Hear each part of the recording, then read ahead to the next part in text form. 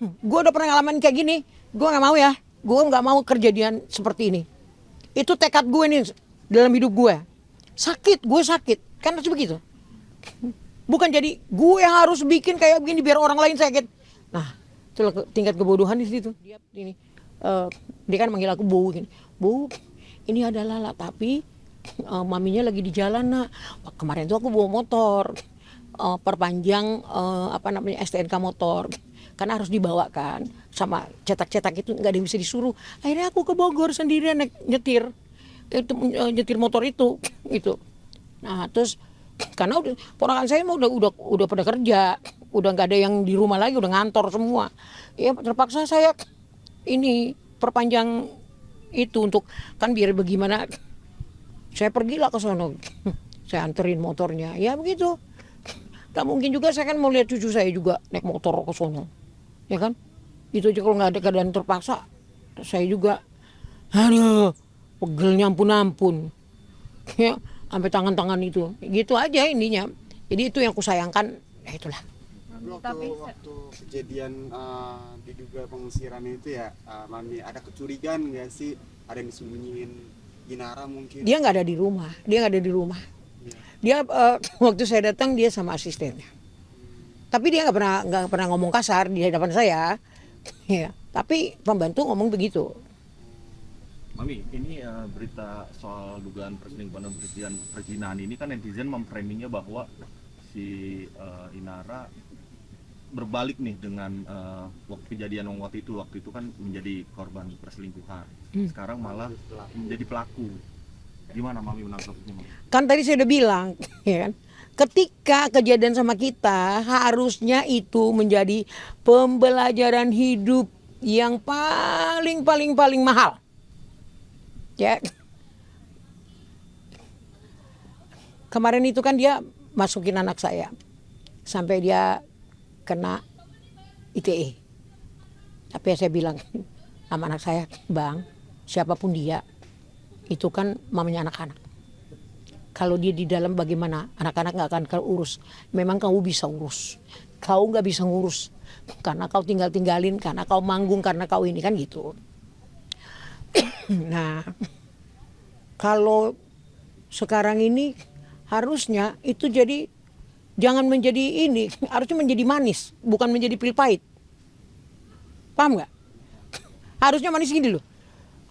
Gue udah pernah ngalamin kayak gini, gue nggak mau ya. Gue nggak mau kejadian seperti ini. Itu tekad gue nih dalam hidup gue. Sakit, gue sakit, kan harus begitu. Bukan jadi gue harus bikin kayak begini biar orang lain sakit. Nah, itulah tingkat kebodohan di situ. Bukan juga kita mau nyujonin dia, enggak. Ya mudah-mudahan ya semua menjadi baik. Karena kalau kamu pun ada apa-apa, cucuku yang kasihan, yang 3 itu. Itu yang saya pikirin tuh. Cobalah morat-marit ke sono kemari. Ya kan, bapaknya pergi cari nafkah. Ya begitulah ininya. Tapi ya buat lamunan juga sih buat mantan menantuku. Lamunan dalam artian simaklah tentang kehidupan ini dengan baik dan benar. Jangan lagi harus berkaca. Jangan kau retakkan kaca yang di hadapanmu supaya nggak kelihatan perilakumu. Jangan. Nah, tapi kan upaya apa dari Mami untuk melindungi cucu-cucu dari pemberitaan ini? Saya sih kemarin kepengennya sih pengen bicara lewat phone tapi belum ya. Tapi nanti tunggu ponakan aku, kalau dia nanti ini saya akan bicara sama ketiga cucu saya. Saya mau katakan dulu waktu papanya juga masuk kan saya bilang kan iya makanya dedinya kan jarang sholat ya kan, jadi dimasukin ke ini supaya sholatnya pinter, dia kurang pinter sholatnya. Ya aku berharap aku berkalimat bagaimana sih caranya berkalimat ke anak-anak seumuran gitu kan, belum pantas kita kasih tahu yang wer gitu kan. Belum bisa juga mereka telah apa yang kita perkatakan sama mereka. Ya tapi apapun itu ya harus kita katakan. Tapi tentunya dengan kalimat-kalimat anak-anak, bahasa ibu tentunya kan gitu. Supaya mereka memahami dan mengerti gitu. Mam kan punya komentar apa?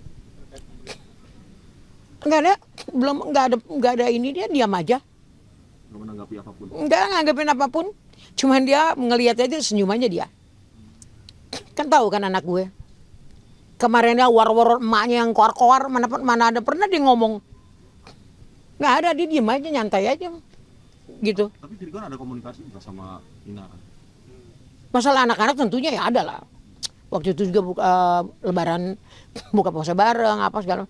Karena udah bilang kalian cerai, kalian harus jalani dengan segala konsekuensi. Kenapa? Biasa kalian ajak anak jalan, jangan kalian ini jangan sampai ini hilang. Kalian harus gini, ini jangan sampai hilang. Kebiasaan-kebiasaan yang selama ini mereka merasa ada ibu bapaknya, itu jangan sampai hilang.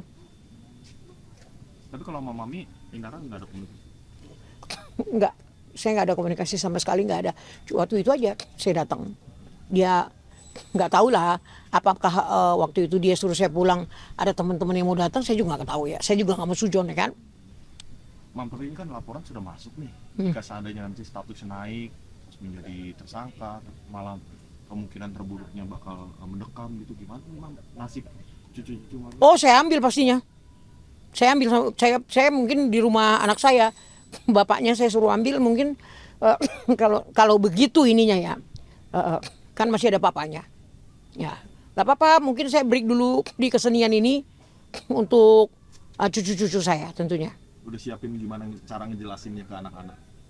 Iya, dengan doa lah tentunya, minta sama Tuhan biar mulut ini diputar dengan kalimat yang baik. Karena apapun yang kita bilang mereka masih susah lah itu. Apa sih kan itu perkawinan itu apa, orang masih segitu umurnya semua. Saya kasihan sih ngenes. Kalau bisa nangis gue mau nangis, mau teriak tau.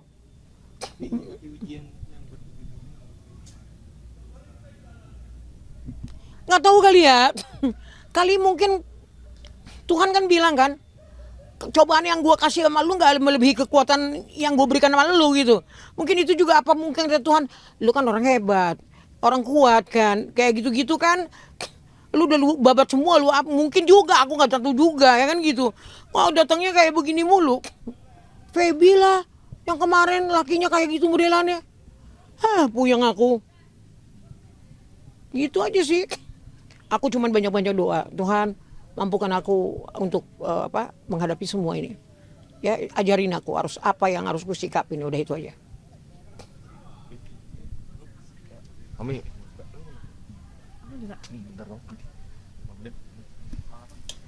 enggak, gue naik. Udah cabut laporan, Bang Eki. Naik yuk.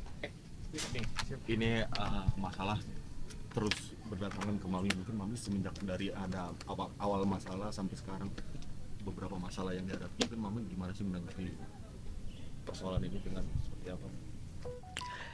Iya, gimana ya aku bilang ya. Tuhan tuh dahsyat loh memberi kekuatan sama maminya.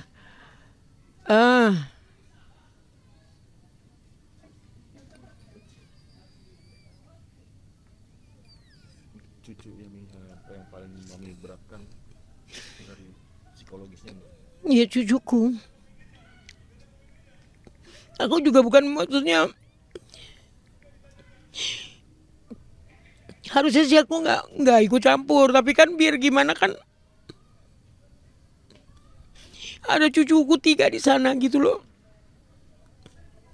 Mungkin ini ditambah lagi Mami juga sudah lama tidak bertemu cucu. Sekarang malah jadi ada berita begini yang menambah sakit hati Mami. Ya gitulah ininya. Mungkin di surat tantangan saya kali kayak gini bertubi-tubi kan gitu. Yang seharusnya saya sih nggak.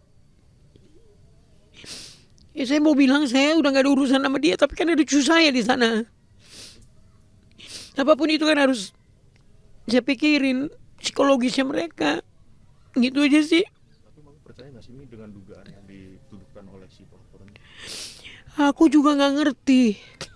Tapi karena dia bilang katanya ada barang buktinya, aku juga nggak ngerti. Aku juga nggak mau sujon gitu loh.